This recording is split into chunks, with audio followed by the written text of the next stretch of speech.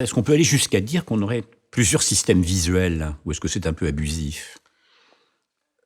Non, nous avons plusieurs systèmes visuels sur le plan de la physiologie, puisque à partir des informations de la rétine, l'information rétinienne est envoyée dans au moins 5 voies. D'abord, elle est envoyée très vite vers une structure qui s'appelle l'amygdale. Ce n'est pas les amygdales, c'est l'amygdale qui attribue de la valeur. C'est-à-dire quand les gens qui regardent ce film ont vu mon visage, ils ont tout de suite dit « Berthoz, il a l'air sympa, pas sympa ». Ça, c'est 100 millisecondes. C'est l'amygdale, elle attribue de la valeur. C'est envoyé aussi à une structure sous-corticale qui s'appelle le colliculus supérieur, qui, en même temps, mesure le mouvement. Et c'est ce qui permet, par exemple, à Roland Garros, à Nadal d'attraper un service.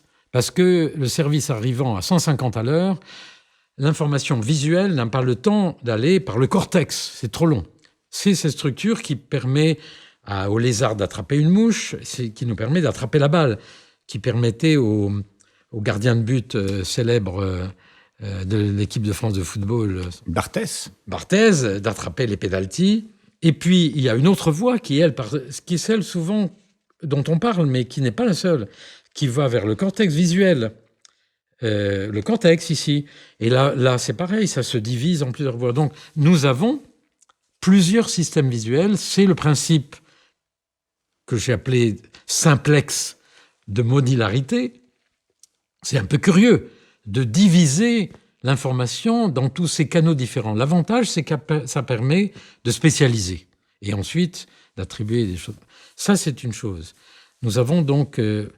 mais votre question est plus profonde que celle-là, si je la comprends bien. C'est est-ce que nous avons, au fond, plusieurs visions de nous-mêmes?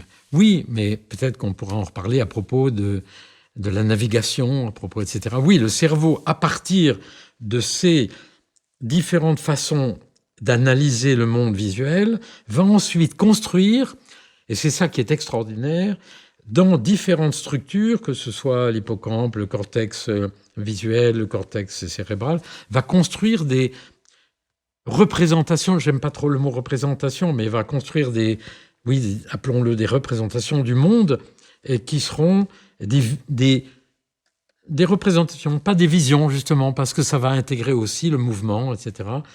Des points de vue sur le monde, ou des façons de simuler le monde un peu différentes.